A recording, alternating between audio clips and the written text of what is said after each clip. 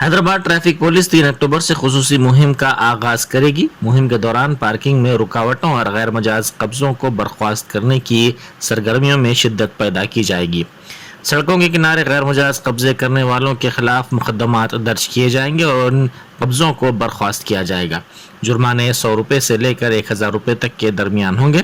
Two wheeler گاڑیوں کو لے جانے کے چارجز 200 روپے اور جرمانہ 100 روپے ہوگا۔ 4 ویلر گاڑی کو ٹو کرتے ہوئے لے جانے کے چارجز 600 روپے اور جرمانہ 100 روپے عائد کیا جائے گا۔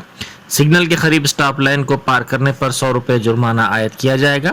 کمشنر پولیس سی وی آنند نے تمام تجارتی اداروں کے مالکین جنہوں نے فٹ پاتھ پر قبضے کیے ہیں ان سے درخواست کی ہے کہ وہ رضاکارانہ طور پر جگہ کو خالی کر دیں تاکہ ٹریفک کے بہاؤ میں آسانی پیدا ہو سکے یا پھر قانونی کارروائی کا سامنا کرنے تیار رہیں۔